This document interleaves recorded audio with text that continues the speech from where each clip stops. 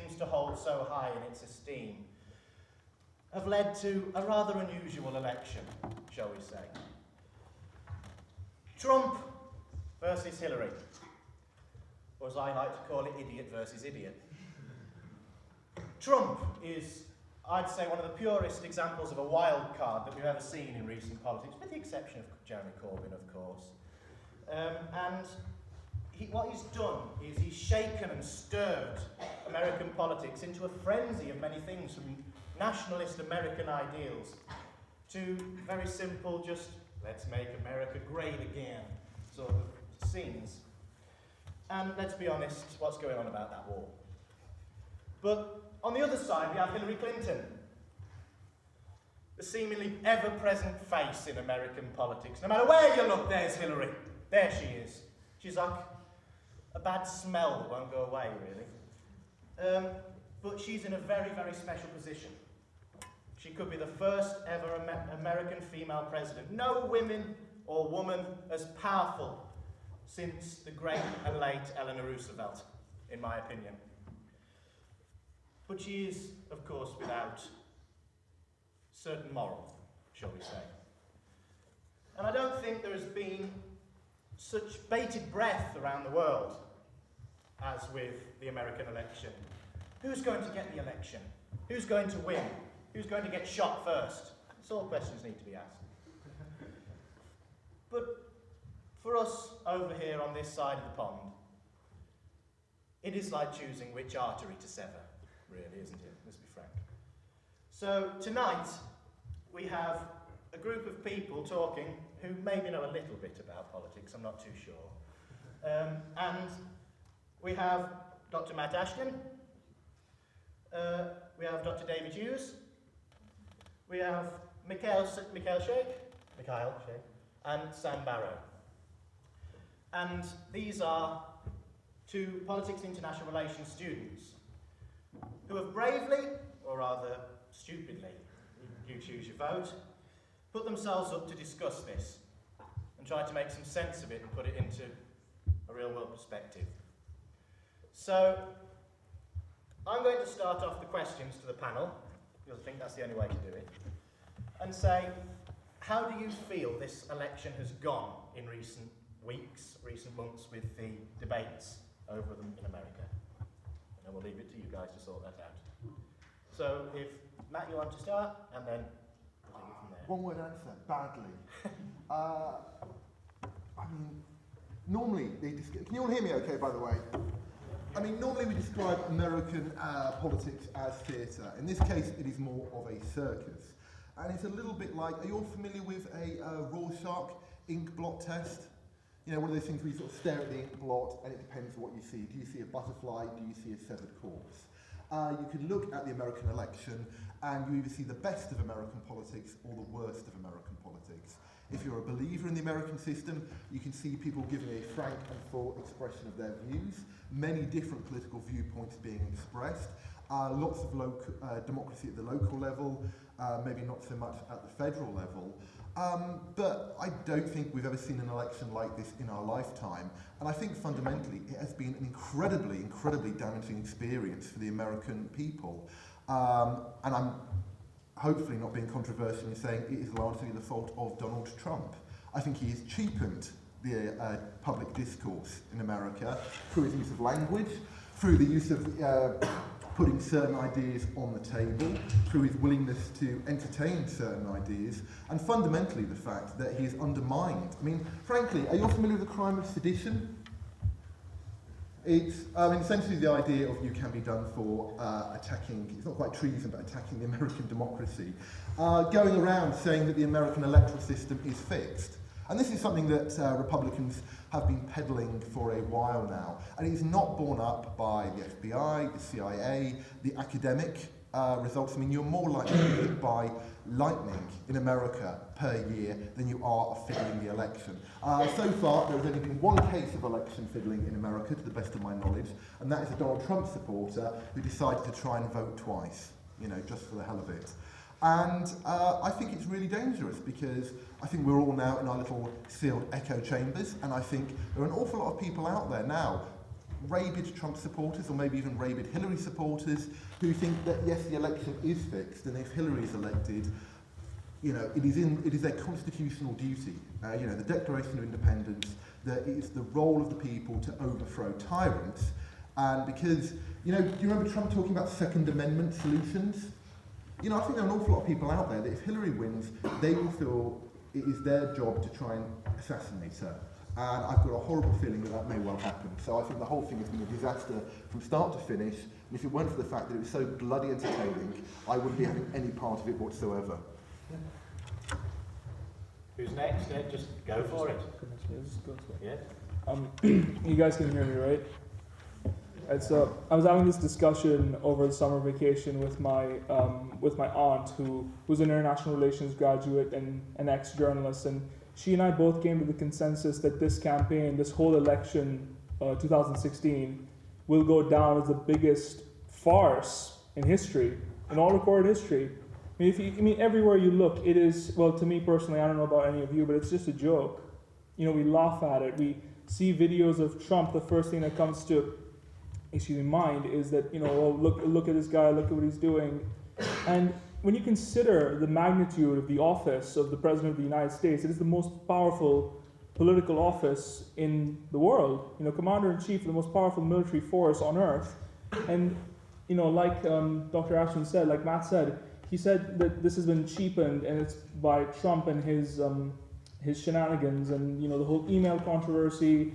I'm sure we all are aware of the tapes that were released of Trump speaking about a decade ago, and put those two things together, and it's just been turned into a massive joke, and it's really quite sad. I think that this US election campaign has gone the way that many others have gone in the past. I think that there's not a lot that's particularly new about this campaign. Trump's campaign slogan, "Make America Great Again," was used by Ronald Reagan in 1980. His campaign slogan was, "Let's make America great again." I'm not entirely convinced that there's been a cheapening. I think the process was pretty cheap to start with. I'm not entirely sure that Donald Trump is trying to rig things in a way that have been worse in the past. I think back to 2000 and the hanging chads in Florida, in what was arguably the worst instance of election rigging in US history, led to the election of George W. Bush, and then within a couple of years, the Iraq War. I'm not so sure that things are so terribly different. We have two candidates, both of whom are cynical and strategic, and are deliberately deploying certain narratives to try to tell the public what they want to hear in order to win votes. The only thing that is perhaps a bit different to me and a bit interesting is the fact that Trump represents a vote against the neoliberal establishment that Hillary Clinton represents, which has dominated US politics and beyond the US for the last 3 decades or so. Normally, it's rather tedious because you look at both candidates and you just automatically think, well, they're both part of the same kind of corporate plutocracy. It's all about moneyed interests and so forth. What's interesting about the way Trump has run his campaign is he's tried to distance himself from that. Now, it may be that many Americans who don't normally vote, because they are disillusioned with the neoliberal establishment, may come out to vote. It may be that many Republicans who said, no way am I going to vote for Trump, may come out to vote. So it'll be interesting to see what actually happens next week. There's quite a wide gap in the polls at the moment. But so far, I think this election has gone the way most other US elections go. It's largely a circus. It's largely driven by money, media, and spin. Can I make a few points there? Yes. Yeah. I'm just going to be as disagreeable as possible today. You right, enjoy some? You jumping in? I do think it is different. I cannot think of another election in my lifetime, certainly not in the 20th century, where you have had one candidate accusing one of his rivals, his father, of being, you know, remember Trump accused Ted Cruz's father of being involved in the Kennedy assassination. I cannot think of that in my lifetime. I cannot think of a candidate calling on a foreign country to hack the emails of another candidate. I cannot think of an occasion where one candidate has accused the other one of having an illegitimate child. I cannot think of an election where one candidate, when being asked, will you accept the result of the election, said, no, I'm going to keep you in suspense. It's always been in tenet of American politics that win or lose, you accept the election, at least in the run-up to it. Afterwards, maybe that's a different story.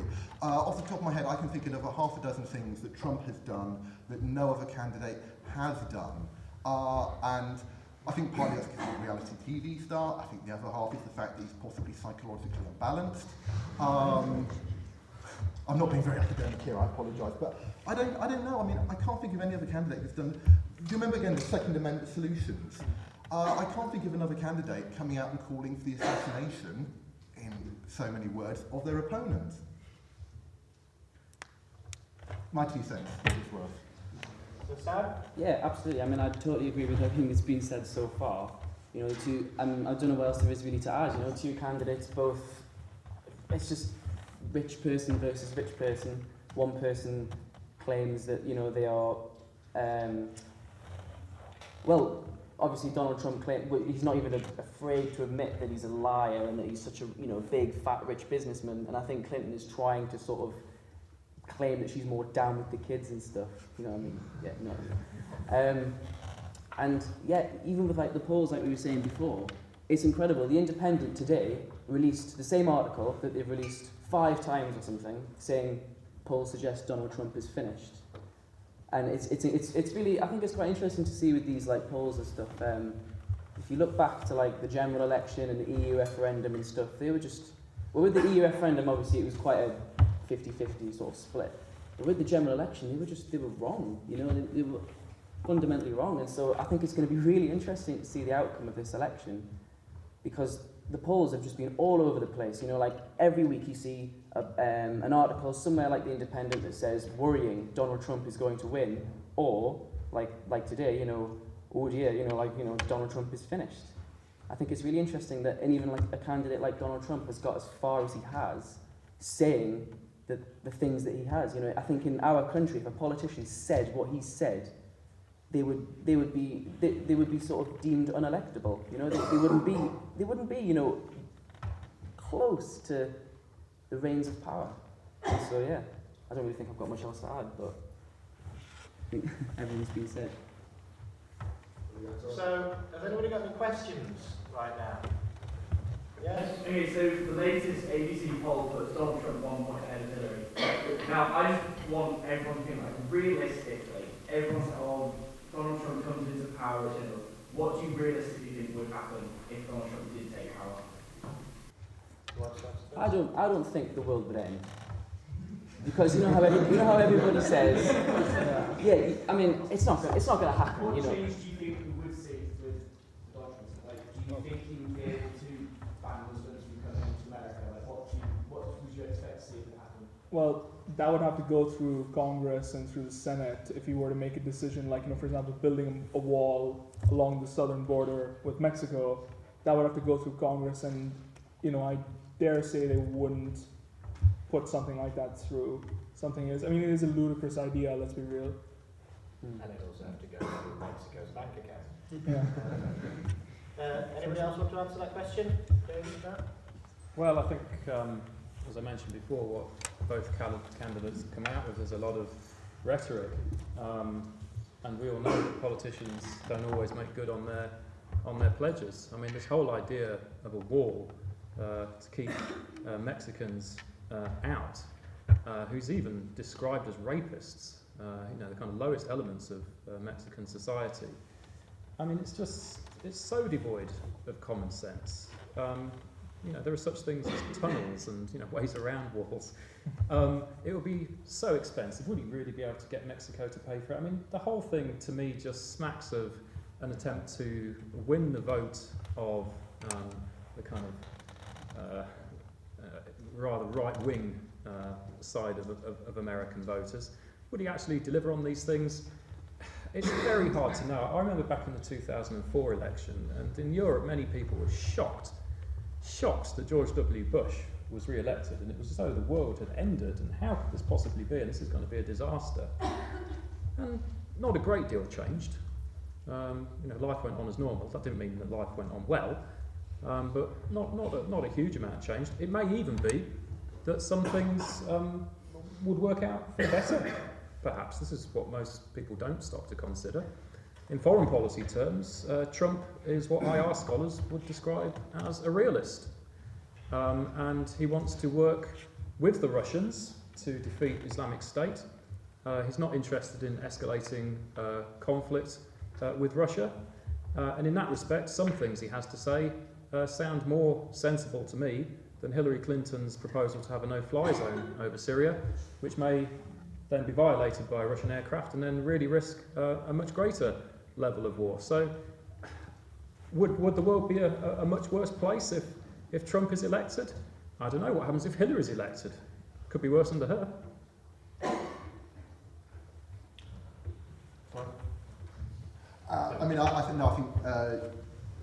I think David's absolutely right there. I mean, particularly the point about the wall, which is the utter insanity. Did you see that interview Trump gave? I think it was on NBC, where they were talking about building it 30 foot high, and he said, look, even if people could climb to the top of it, there'd be no way that they could get down again. And then he himself added, unless of course they had some sort of rope. And I was thinking, well, thank God no one in Mexico owns a rope, because then they're going to be in trouble. There's a couple of things here.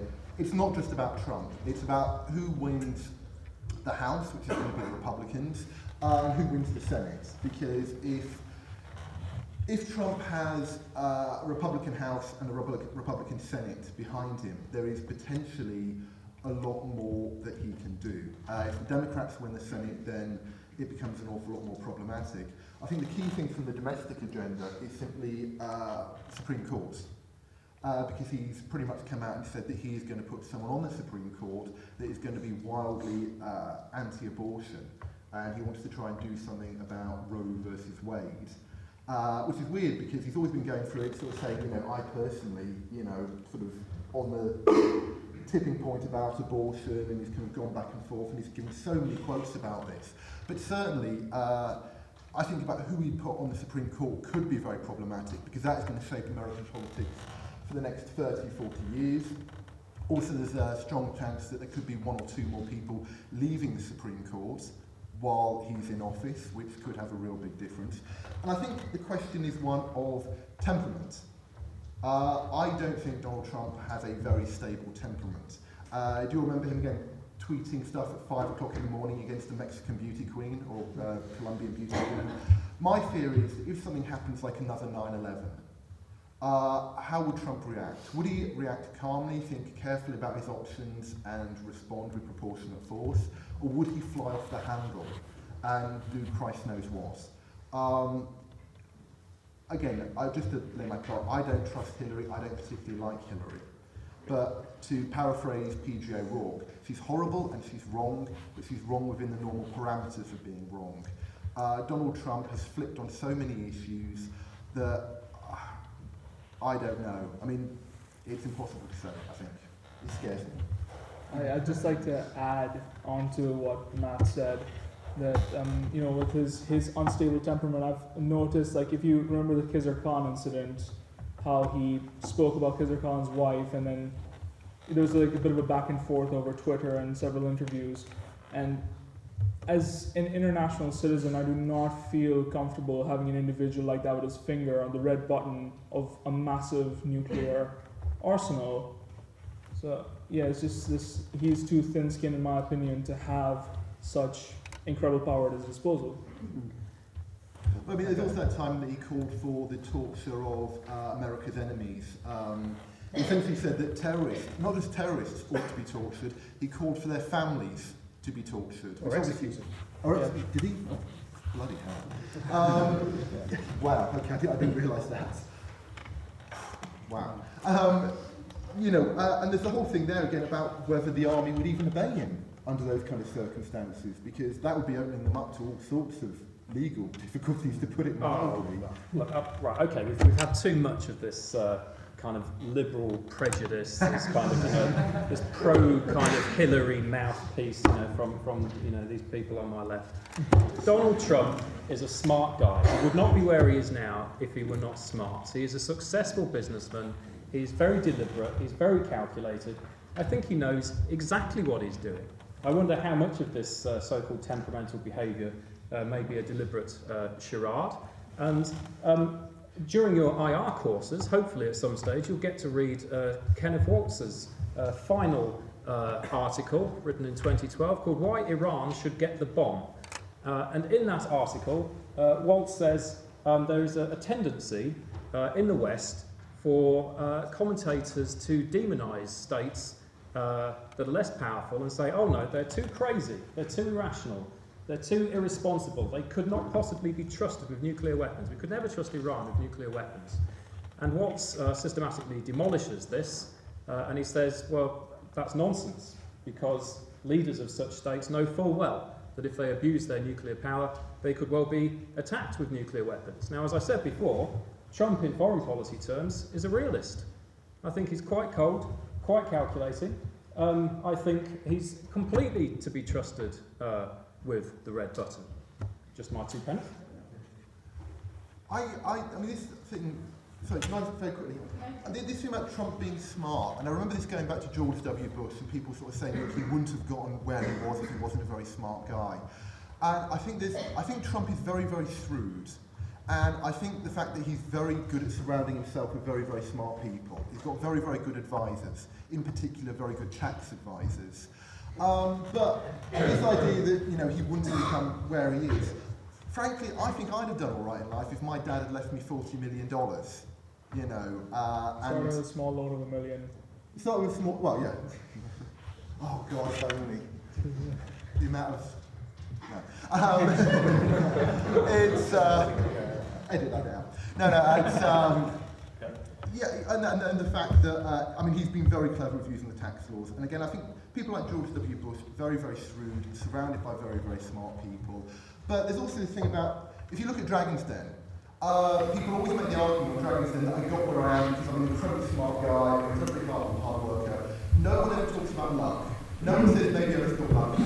I remember before the Brexit campaign, my friend Mike, who I'm still angry about this, said about David Cameron. Because I said, well, he's been gambling with these referendums and he's been lucky enough to win. And Mike said, no, you can gamble a couple of times, but if you keep winning, it's not just luck, it's being smart. And as we saw with the Brexit referendum, eventually he ran out of luck. I think Trump has spent his career essentially walking on a tightrope, thank you very much indeed. I need to put the chocolate. On a tight road, and I think he'd be very, very lucky. That year he lost $1 billion in 1 year, and then made good by the tax laws. And again, the fact that he refused to release his tax returns, I think he'd be very, very lucky. And I think he's certainly a reasonably smart guy, but I don't think he's necessarily as smart as he pretends to be. That thing where he said, I've got the best memory of anyone you've ever met. And then someone said, well, did you ever meet this Playboy bunny model, Josephine Shaikh? He said, no, never met her. They then produced a photo of him and her. It's like, okay, maybe I did. I don't know. I don't think he's smart as he pretends to be. I'm not smart as I pretend to be. Who is? So, just a quick point to make. If you have a question to raise, we've got Adam over here who's got the microphone because it's being recorded tonight, so you can get the best bits, and so far there's going to be a few funny bits. But he's going to hand you a mic if you have a question. So I've learned that Anne has a question. Yes, I have a question for my colleagues. So in this debate about does Trump's presidency campaign and potential success change anything or not, pretty much everything that we've talked about so far is a top-down model of politics. Oh, he's still going to have to go through Senate, House of Congress, Supreme Court, etc., etc. Isn't there a case to be made for the fact that we can look at politics from the bottom up, and that the fundamental change that would happen in American politics and possibly more broadly in liberal democracy as well, if the contagion spreads, is that our fundamental relations with each other within civil society would be changed?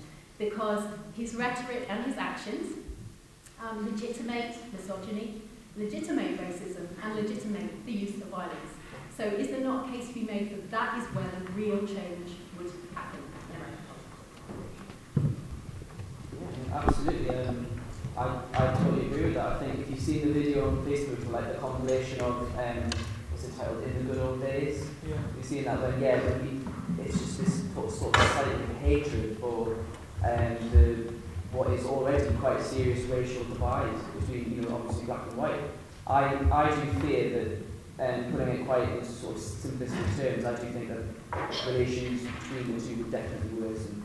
I definitely think we will see a lot more hatred crimes, a lot of stuff like that. Yeah.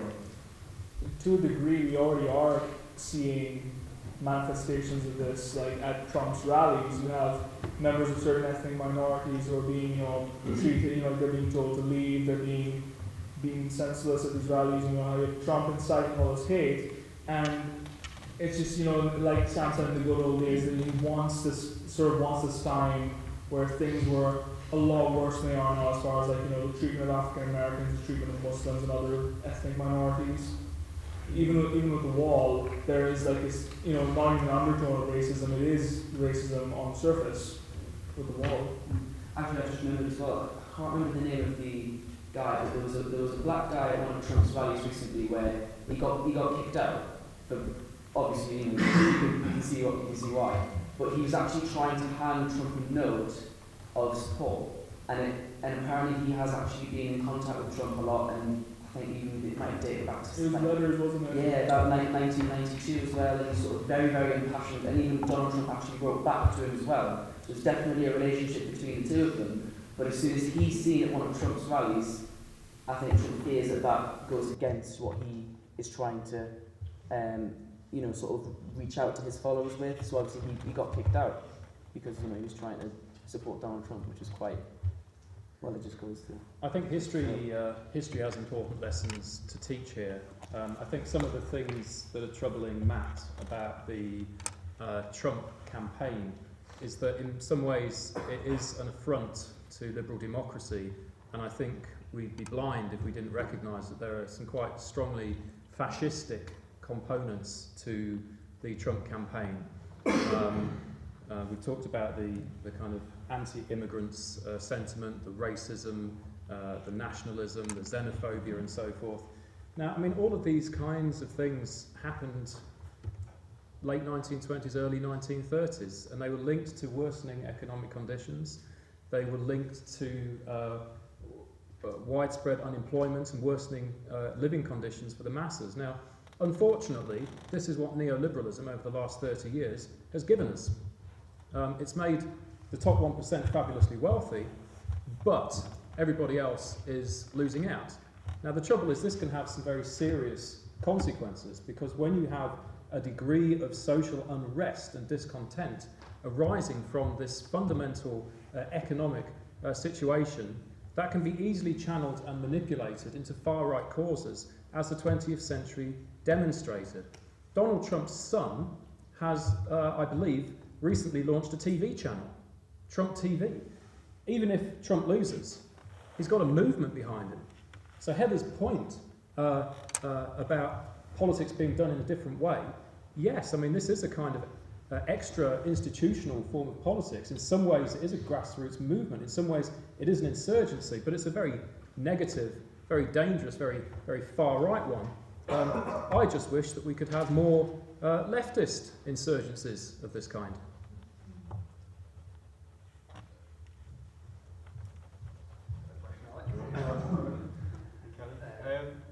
Will this election spell the end of the two-party system? We saw Bernie Sanders did very well with his sort of socialist models on society, and that appealed to the left as well. And we also have seen a resurgence of the conservative movement. Ted Cruz built a movement that did survive in the end, but Mullen has picked up as a third-party candidate in Utah, and Mullen could be a spoiler in this election. So I was just wondering, will we see more parties emerge from this, and a push from the people to create different parties, not just the establishments of the Republicans and the Democrats? My answer to that is no. Simply because the American election system, first past the post, is deliberately geared towards preventing the emergence of third-party challenges. I mean, if you look at Ross Perot, 1992, he got 19.5% of the vote, got exactly 0 electoral college votes. The last time anyone got any electoral college votes that wasn't one of the two main parties, you have to go back to George Wallace in 1968. The whole way it's geared in terms of, you only get most of the state funding if you are one of the major two political parties. I mean, in fact, Trump, in a way, is kind of one of the things going on here, because I don't really think he's a Republican. I mean, in his time, he's had Democratic positions, Republican positions.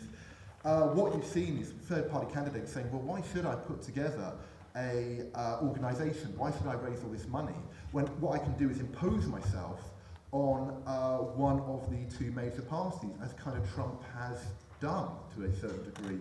And I think if you look at, say, court cases, Timmins versus the Twin Cities Area New Party in 1992 that banned fusing candidates, as long as that kind of stuff's going on, I don't think we are going to see third-party candidates, not because the appetite for them isn't there. I think there is an appetite for them there, but the American two-party system, it's a little bit like a sort of Frankenstein's monster or a brain-dead patient. It's just simply being kept alive by these big institutional structures that have said, we've got a very nice cartel going on here. If you're in the Republican Party or the Democratic Party, they're doing financially absolutely brilliant amounts out of it, and the turkeys don't vote for Christmas. They're not going to pass any legislation. The only possible area of hope here is a democracy at the local level. I mean, sort of Heather was talking about politics as the bottom up. One of the states, I can't remember, I think it's Minnesota, has currently got a thing on the ballot box, referendum for next week, where they want to move to a different electoral system. I think AV or AV plus, which could create opportunities for more candidates to come through at the local level in different parties. But at the federal level, if I was the Republicans or the Democrats, I would keep voting to maintain the current system. I would not, do everything I can to discourage third parties.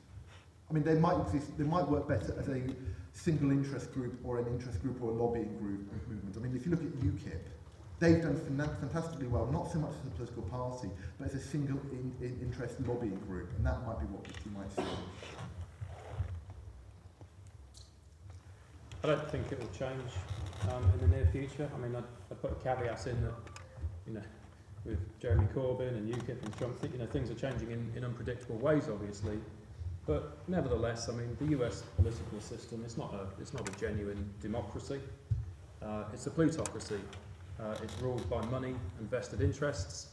And 9 of the last 11 US elections have been won simply by the candidate who's able to spend the most in campaign financing, and go all the way back to 1850. And it's roughly a similar proportion. The Republican Party since 1950 has never won the US presidential election while spending less than the Democrats. No wonder they're the party of big business. And so the whole system is rigged by corporate and capitalist interests.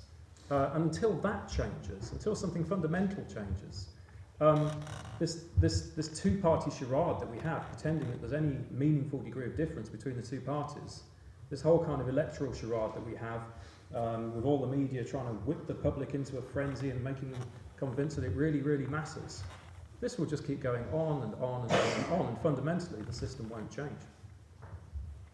Yeah, I mean, like Matt said as well, with the first past the post system, I don't think it's going to change anything dramatically. I think a lot of the sort of support base of Bernie Sanders, who were quite disillusioned, I think, when Clinton got it in the end, the Democrat nominee.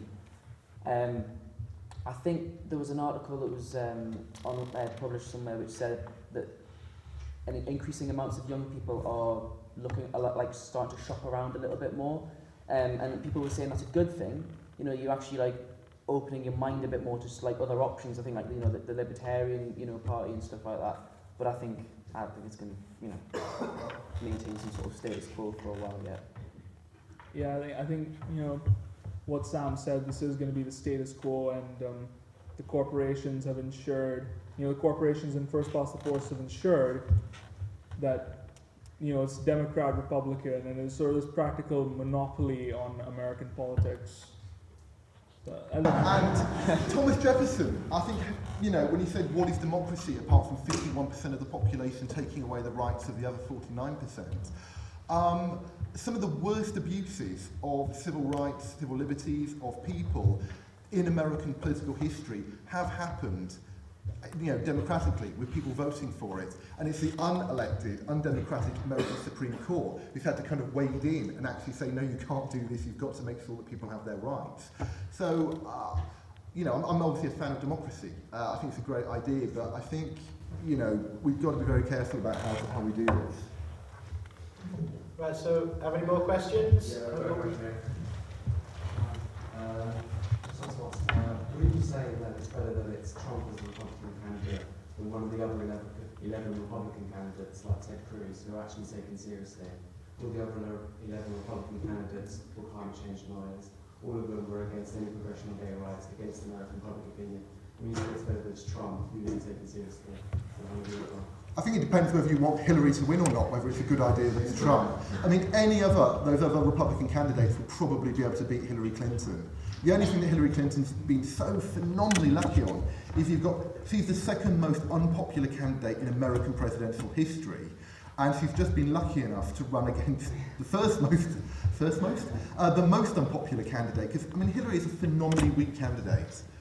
She's in the pocket of Wall Street. She's got lots of corruption stuff going on.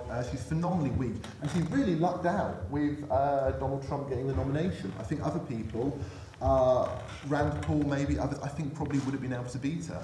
But I mean, I think you're right, you know, what is the difference between some of the candidates? This is one thing which I remember talking about where Ted Cruz and Donald Trump, I remember someone describing them as pretty much the same, only Donald Trump sort of voiced more about what he thought, and Ted Cruz kind of kept it a little bit on the sort of the subtle silence really, and sort of it just brought God into everything basically as well. So yeah. I think the Republicans are more of an insurgency than the party. I mean, they're just kind of off the scale. I'm not sure it really would have made any significant difference who got the Republican nomination. I mean, if you look at Trump's plans for, say, Iran, I mean, they're completely continuous with what Republicans have been advocating for many years. The demonisation of Iran for its desire to acquire nuclear facilities, the very kind of militaristic rhetoric about bombing the hell out of ISIS as well, you know, this idea that you can just use military hard power all the time to achieve solutions. No lessons learned from Iraq, no lessons learned from Libya. The same old kind of lines are peddled, and it's interesting that you mention climate change, because it seems to me that there are two major issues in this presidential debate, an election campaign, that haven't really been mentioned by either candidate, either side. One is climate change and one is nuclear weapons. And these are arguably the two most important issues of our time. We live in an age of complacency about nuclear weapons because they haven't been used since 1945, but there are many reasons to think that their usage is more likely in coming years than has been the case in recent decades. Climate change is an obvious issue, and yet no Republican ever wants to go there. So I don't think it makes that much difference, to be honest. Yeah, that just reminds me as well of when Donald Trump said that he said climate change was a hoax created by the Chinese or something, and then when questioned about it he said, I didn't say that, and then everyone found his tweet on Twitter and said, yeah, we did say that. Well, this is the weird thing about Donald Trump and the other candidates, and Hillary to a certain extent, is Hillary lies. She lies a lot, but she lies about things that I can understand a candidate lying about. She lies about the sort of things that I would probably lie about. She lies about things that it's difficult to check up on because the details are ambiguous. Trump lies almost seemingly about anything, and he lies about things where he must know he's about to get found out. I mean, do you remember again when he said that he saw thousands of Muslims in New Jersey after 9/11 celebrating the towers, and no one remembers seeing this, no one saw it on TV, but he stuck to that, and again, he must know that's not true. So it's kind of like the difference between a liar and a pathological liar, if there is one. But we live in an age of post-truth politics. I mean, this has been known for a while now, and every US election comes round, and we have the so-called fact-checkers coming out and testing all of the propositions that the candidates are coming out with. And there are always many lies everywhere. In a sense, what's so tragic about contemporary politics is the truth doesn't even matter.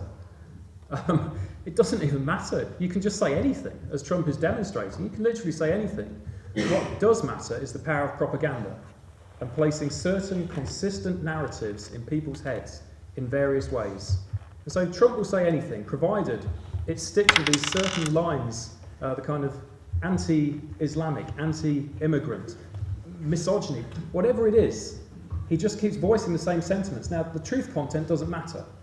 But what he's doing is he's getting a message across to a large swathe of the US electorate who feel disenfranchised and unhappy and think, you know what, I understand what you're saying. And also just the line "Make America Great Again."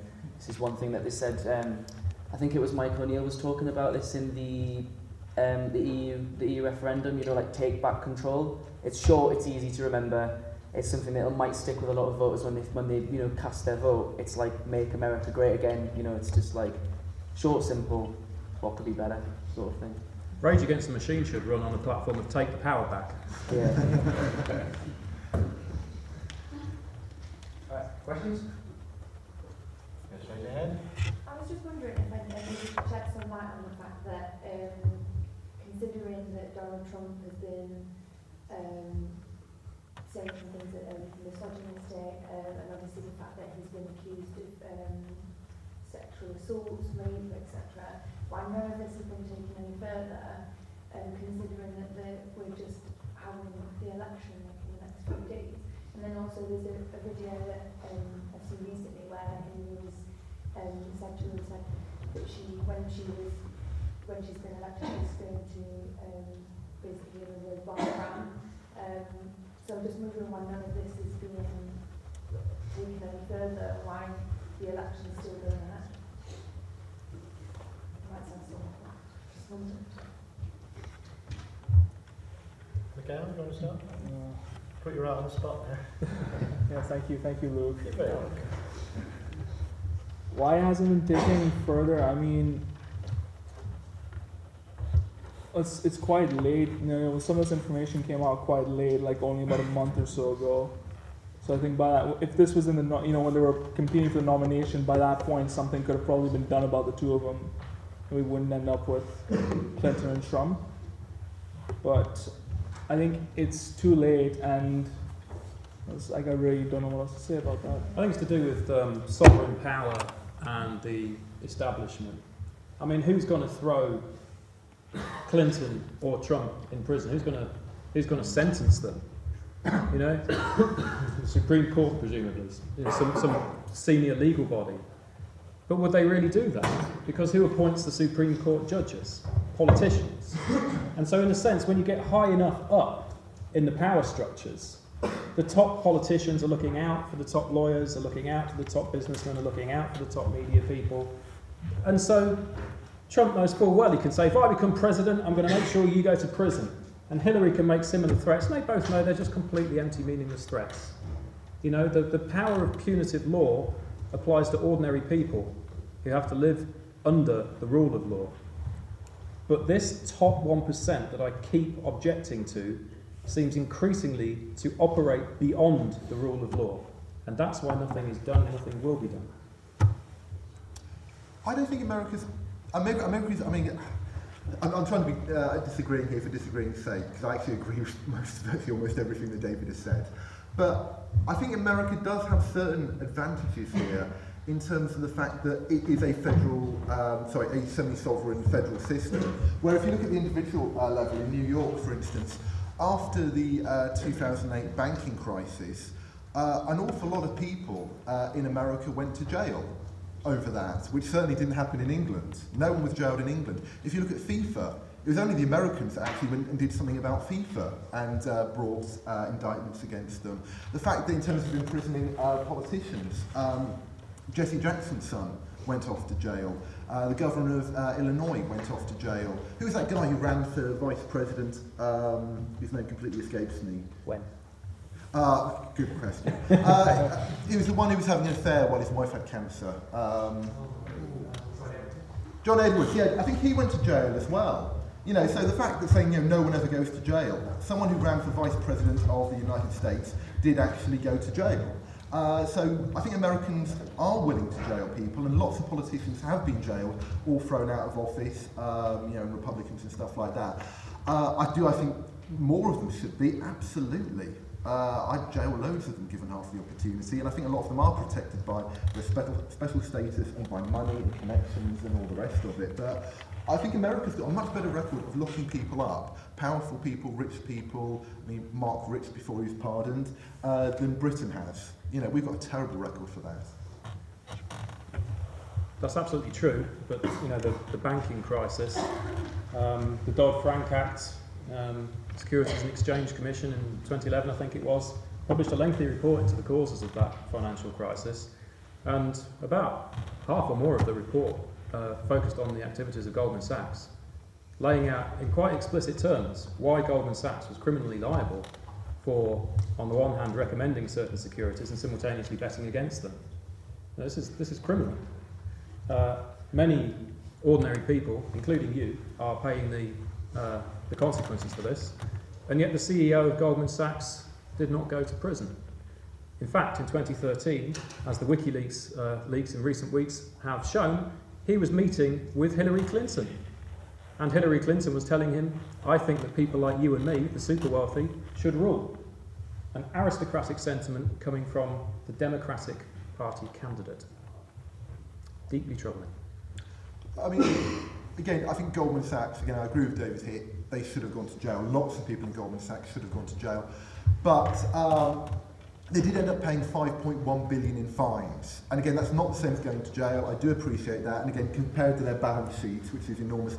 But again, looking at Britain, looking at Europe, people in Britain, none of the British financial institutions ended up paying fines. They ended up being bailed out. And again, if you look at America going after Deutsche Bank and various others, the Americans are willing to sort of give, how much is it, 12.5 billion they're saddling Deutsche Bank with or something like that? I don't know the figure. Again, ideally, I completely agree with David. I'd like to see people jailed. But again, 5.1 billion isn't a drop in the ocean. Actually, maybe for Goldman Sachs it is. It's something. So I should say I also agree with Matt's point that the American system is more punitive than the British system. It's still not anywhere near punitive enough. Yeah, absolutely. Next question then. Do you not agree, your adding point saying that all of the Republican candidates are pretty much the same, do you not agree with the fact that Trump has got as far as he has is because he is so anti-establishment and uniquely different in that way? So, for example, if you did have Ted Cruz going up, I don't think that he would have gotten as far as he did. And so to say that they're exactly the same is to completely discount the fact that America is crying out for democratic change. And then on that point, basically, do you not think that because of that, people would be more likely to try and move away from the two-party system that has completely just created top-down undemocratic politics, basically? That's my really long question, sorry. Well, I have to agree with your point about the fact that Trump is, he did get as far as he got as far as he is based on the fact that he is, the wild card in this election. Like, nobody expected this. His behavior, his demeanor, his rhetoric, all the stuff that's been coming out over the last couple of weeks with the tapes, it's genuinely amazing. And I think the reason why the fact he's so different is the reason why he is this far ahead.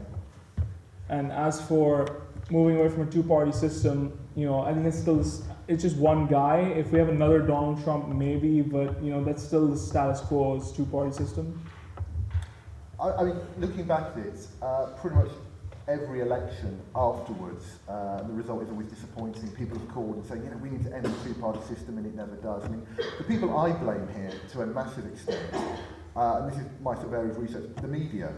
Because normally in the past, when you had a crazy, insane point of view, they would not allow you on TV and give you unlimited airtime. Trump for the last 8 years, until he recently disavowed it, was banging the drum for the birther movement. The idea that Barack Obama was secretly born in Kenya, was secretly a Muslim, and the amount of airtime he was given for free, where essentially he went unchallenged. No one was saying, look, this is insane, you're talking rubbish. They just let him spout off because he delivered ratings. And all the way through the campaign, one of the reasons he did so well is he didn't have party organisation behind him, he didn't have money behind him. What he did have was hundreds of millions of dollars of free airtime, where the media just basically said to him, you go on TV, you say crazy stuff, you deliver ratings, and in return, we won't challenge you. And on the very few times that he was challenged, Megyn Kelly, during the debate, tried to bring up his appalling comments about women, and he ended up sort of boycotting Fox News, and Fox News ended up sort of backing down and inviting him back on to have a nice sort of, head-to-head with Bill O'Reilly. I mean, the media have been a disgrace. I think it's a really excellent question, and thank you for raising it. And I think perhaps it was somewhat simplistic of me to suggest that all of the Republican candidates were the same. Now, true, they end up espousing many very similar policies, but you're absolutely right. There is something new and distinctive, I think, about Donald Trump, and I think it comes back to some of the earlier points that have been raised. Is he really a Republican, or is he actually heading up, to come back to Heather's point again, some kind of more of a grassroots form of politics? I think there is something significant happening here. There is a potential challenge to the system in one way or another. Of course, it's very early days to know where that's going to go, but I think you're absolutely right to put your finger on that. Can I just add one thing very, very quickly about how I think the candidates could have been different? Is after the 2012 Mitt Romney drubbing, the Republicans did this big, massive report about where have we gone wrong, what's the next 20, 30 years future of the Republican campaign, and they said we need to reach out to women and we need to reach out to Latinos.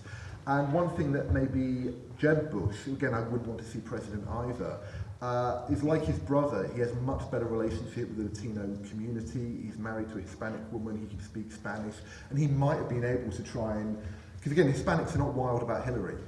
Yeah, I don't think anyone is particularly wild about Hillary, but Jeb Bush might have been able to maybe forge some sort of link there. So, I don't know, I think Trump's losing the Hispanic vote 90% to 10%. Mitt Romney lost the Hispanic vote 72%. George W. Bush actually only lost the Hispanic vote by, I think, 47%. So someone like George W. Bush might have rebalanced things, maybe. Our next question now, I think we have one in ready. I don't know about Trump's comments on Muslims and minorities. So if he is elected, do you think there will be a shift of the US away from their Muslim allies diplomatically and militarily? I'd say that's doubtful because given the current state of the Middle East, you still need to maintain relations with countries like Saudi Arabia where they have forces stationed there. Like there's several United States air bases and military installations within Saudi Arabia, within Kuwait. And I'd say that, there's a strategic ally, and like David said, Trump is a realist and he's going to take this into account, and he will, for the sake of rhetoric, he will not sever those links with his inflaming comments.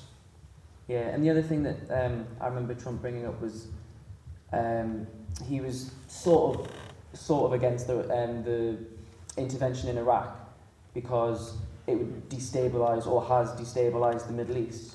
And so I think the last thing that if he's if he's not going to contradict himself and he's going to go along with the lines of we need to restabilise the Middle East, then I agree with Mikail that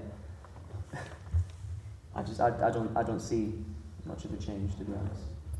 I think it's all talk and not just to win the sort of the populist just to get vote. votes. Yeah, just to win the populist vote, absolutely. Is that everything from the panel? Or? No, nothing to add. So our next question is from, I believe, the great Kevin Moore. Apologies if this question's been asked, I've looked at it right late in another meeting. But could the panel comment on the perceived impact or any impact there may be on the GOP from all of the sort of trouble with Trump?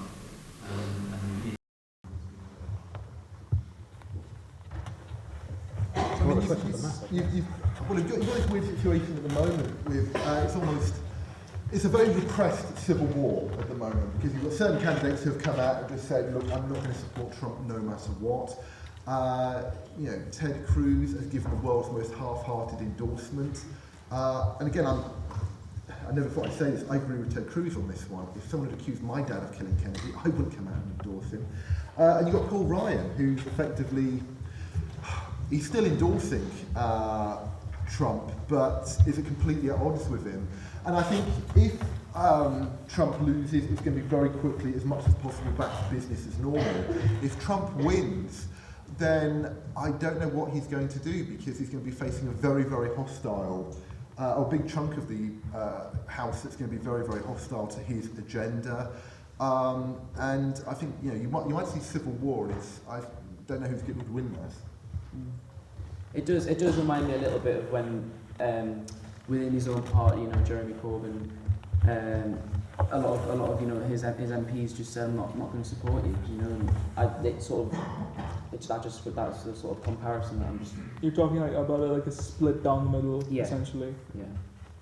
Or at least some sort of internal sort of struggle. Sort of conflict. Yes. I mean, it's a tricky one in terms of looking at the demographics. At the next election, there are going to be around 6 million more Latino voters than there were at this election. And the election after, I mean, these are the biggest demographic growing groups in America right now. The election after that, there's going to be another 12 million. And they've seen Trump, they are organising, they're still not voting in the same numbers as whites. But a lot of people in the Republican Party are going to be looking at this and saying, okay, it's good for us in the short term if we win. But if we just keep up with this kind of rhetoric, what bridges are we potentially burning here for the future? And eventually, if you look at, say, Reagan, it's perfectly possible. When Reagan ran in 1980, white people made up 88% of the electorate. Okay, that's now down to, I think, 72%. Does that sound about right? And the demographics are going to keep moving further away from the Republican Party's favour, and you cannot. Relying on the angry white person vote worked great for Nixon in '68. They can't rely on that in the future. They need an exit strategy. I think it depends in large measure who wins. I think if Hillary wins, as the polls indicate is likely, although what do the polls know, then it's quite conceivable that we see a situation in which we go back to business as usual. We have another 4 years of the same old neoliberal establishment, and probably Hillary will find the same kind of problems that Obama encountered, getting routinely blocked in the House, kind of gridlock style of politics and a fairly dysfunctional system. Nothing much will change. The interesting thing to speculate on is what happens if Trump wins. I mean, what happens if, to come back to Raf's point, what happens if this is actually signalling something not just a little bit different, but something really significantly different? Anyone who attended my talk a couple of hours ago on US exceptionalism, there were plenty of references in there to the state of exception, which is a notion that Carl Schmitt came out with, German theorist, back in the 1930s, and he was a Nazi sympathiser. Now, it's deeply troubling that Carl Schmitt's theories, which were formulated within the context of Nazi Germany, are so easily applicable today to the United States of America. And you couple that with the emergence of Trump, with the emergence of this kind of fascistic grassroots movement, and I think there are significant causes for concern. So, should Trump actually win the election against the statistical odds at the moment, but it still wouldn't surprise me, then I think we could be in for real trouble. I'm not sure that the party would simply divide down the middle and try blocking him and stuff. It may well end up uniting behind him, because he would be the sovereign, he would be the president, he would be that dominant power that decides on the state of exception. So I think it hinges very much on the outcome. So I think we have a question from Alec, I believe. Hello there. More of a foreign policy question. Will this election, either of who is elected, cement America's decline in the international order? I mean, I think Obama, in my opinion, sort of started that decline with the sort of de-escalation of interference in the Middle East. We've seen China make gains in Africa and the Middle East, and we've seen Russia re-emerge. Trump is running sort of as an isolationist, and Clinton is seen as the same as Obama necessarily. So will this cement America's decline? The debate about US decline has been going on since the end of the Vietnam War, at least. In some ways, it's often a way of getting American citizens frightened so that they vote for particular policies to say, oh, America's declining. But the truth is, there are certain strong continuities which have nothing to do with party politics, have nothing to do with who is president, that you can trace over time. And so some of those developments, for example, have to do with drones. Okay? This is a type of warfare which operates entirely outside of the law. Now, whoever is the next president will inherit a project where the drone campaign is being expanded beyond all belief. And I think most people are still kind of not up with this. But we will have 3 different levels of drones. We'll have some flying 12 miles above the sky, some flying 20 miles above the sky. They'll circle the Earth non-stop for 5 years. And drones in outer space, there's already one there. It's been there since 2010, 250 miles above the Earth's orbit. If the United States, and the Pentagon is trying to achieve this by 2020, if the United States can establish that kind of military supremacy from aerospace at all different levels of space, if it can knock out all Chinese competition, no one will be able to challenge that. And even if the United States is wallowing in $19 trillion of debt, no one will mess with the United States for as long as it has this incredible military power, which it will then sync with its cyberspace capabilities, its capabilities on the ground, etc., to just create these lethal strikes based on information coming from everywhere. I mean, it's a very, very frightening thought, but that's an enormous amount of power. Now, if you look at it from that perspective, the US isn't in decline. The US is just on this ever-escalating trajectory of greater and greater and greater military power. Some people say, oh, look, it's scaling back on the number of troops and so forth. It must be losing military power. We're in a different age. Military power works through technology and robots now, not human beings. So America, you could say, is getting more and more powerful in that respect. Of course, the only relief in all of this is that whenever we have these kind of dystopian technological visions, the technology normally goes wrong somewhere. I've seen that video, it's on YouTube. It's a company called Boston Dynamic who are developing robots for the US military. And there's one where they've created this humanoid robot. It can walk, it can jump, it can climb stairs. It's incredibly lifelike. And there's a bit where essentially they just keep kicking it over onto a mat and whacking it with a broom.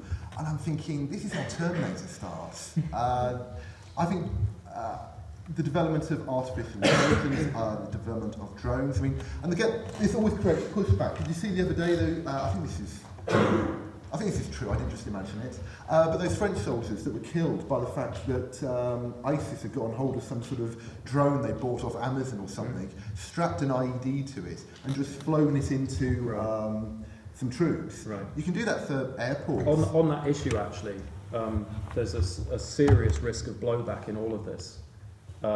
This kind of use of technology. So, I mean, the US is it's already waged cyber war on Iran. This is another form of control. But of course, how easy will it be in time for people to buy one of the 30,000 drones which will be in circulation in the US privately by 2020 and to commit terrorist acts with them? I mean, in London, for example, the US has just moved its embassy to a place beyond a moat because it didn't think it was secure enough by the road in case someone drives a truck filled with bombs next to it and explodes it.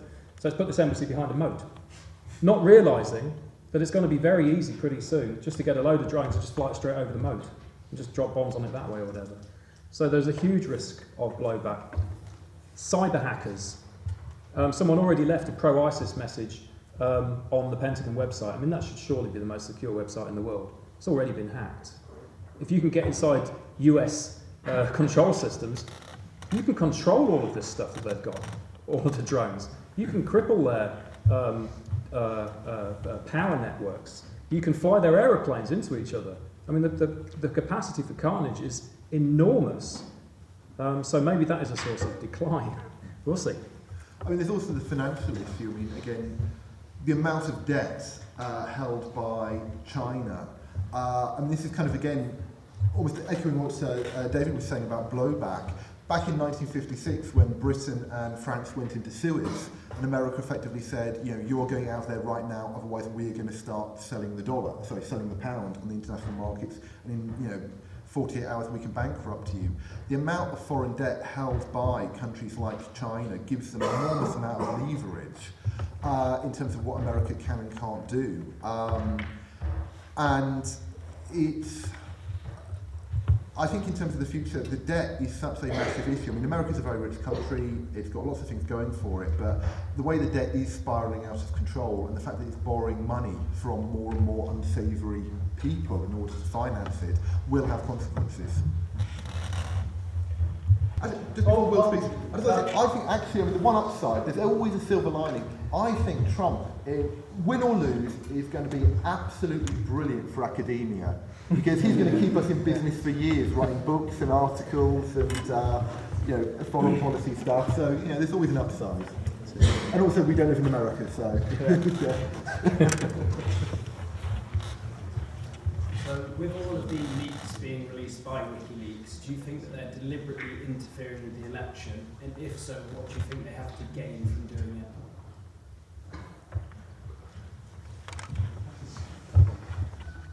My view personally is that they are deliberately interfering with the election in the sense that in the past, when they've had a big load of documents, like the Pentagon Papers and so on and so forth, they've always done a thing of just by and large releasing them all in one big go, and then people can sort through them. Getting the emails and dividing them up into goodness knows how many packages and saying we're going to release one per day for maximum impact. And I don't know if you've seen the WikiLeaks email account, but they kept releasing these Twitter accounts, these tweets talking about mentioning various Democratic operatives and the Tim Kaine, and sort of saying, oh yeah, we've got a surprise for you. Keep an eye. We've got something we're going to release against you. That's going beyond journalism. When you're threatening people, saying in a couple of days we're going to get you. Yeah, it's like blackmail then. Yeah, that's. And the weird thing is about Assange has been talking about this idea that saying, oh, if anything happens to us, we've got these amazing documents proving wrongdoing that we are going to release. And I'm thinking, well, I thought your organisation was all about transparency. And if you've got these amazing evidence of wrongdoing, but you're happy for these people who have done this to stay and keep doing whatever it is they're doing, and you're keeping this as an insurance, that seems to be fundamentally wrong. Yeah. One thing I would say about WikiLeaks as well is that obviously, we were talking about this before, I think 48 hours after Mr. Assange started producing these, or started exposing some of the revelations of Hillary Clinton, his internet gets cut off.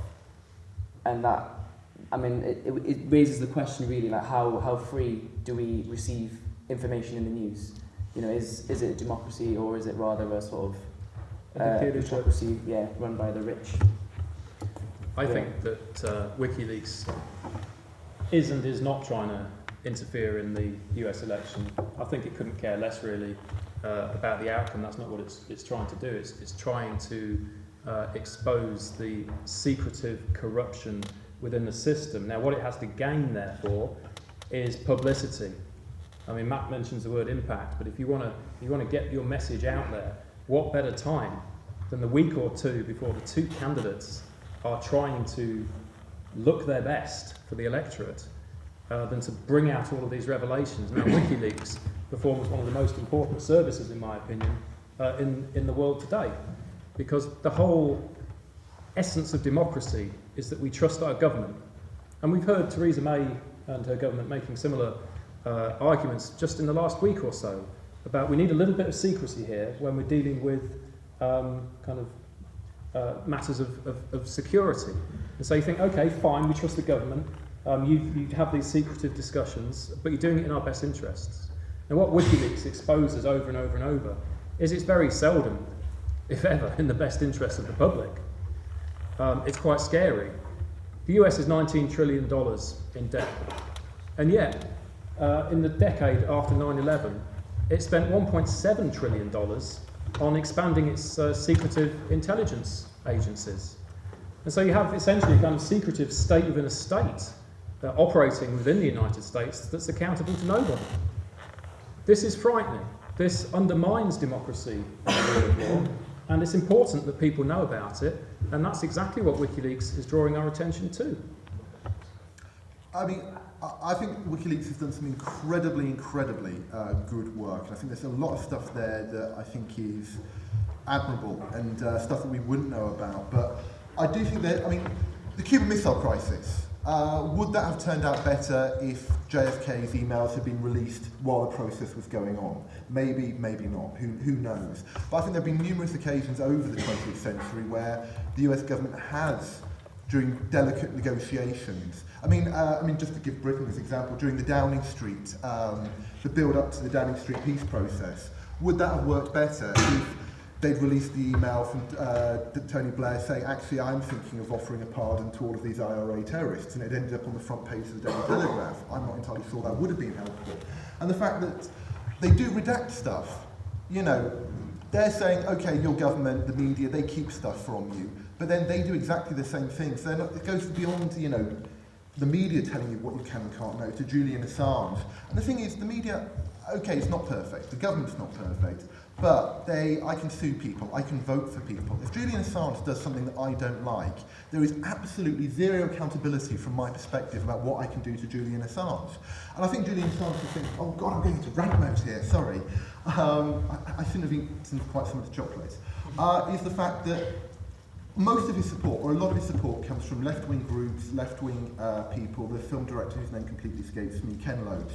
If Donald Trump becomes elected, are these people going to be thanking him for it?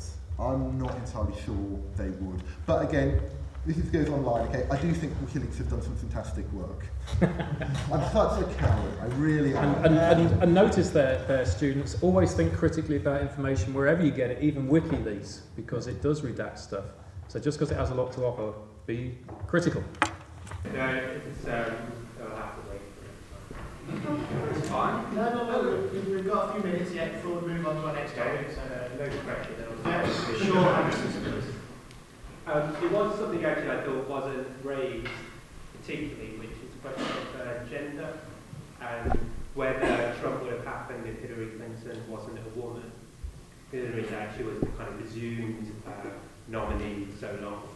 And when I see Trump, what I see is kind of patriarchy on display. You think that his chief advisors are Roger Ailes, who had to resign from Fox News because of sexual harassment allegations, and then the editor of Breitbart News is his campaign manager, that kind of fulcrum of the alt-right in America, which is basically misogynistic white men talking on the internet. So what do you think the role of gender is, and are we just seeing the kind of the culmination of the anger of white men? And short answers, please. I'll say it again, because we've got a couple of things to run after this. Anybody? I think it's largely accidental. I mean, I think Trump is just privately just a nasty piece of work. He's patriarchal, he's misogynist. It just so happens that there's a lot of other things that have got him into this position. I'm not so sure if there's any more to read into it than that.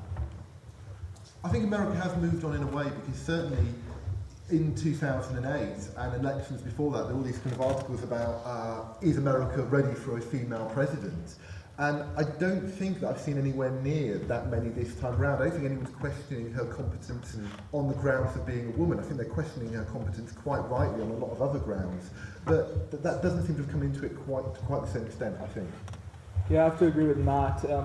It's this whole idea that it's her action and her, her ability as an individual, as a politician, not as a woman, that is in question here in this election. And with Donald Trump, I don't think it's I think it's just like, I don't think the misogyny plays into it that much. I mean, like he is, like David said, he is privately just like that. I don't think it has anything to do with the fact that his opponent is a woman. Is that everything? Yeah. Well, now we can give him a round of applause. We're finally finished.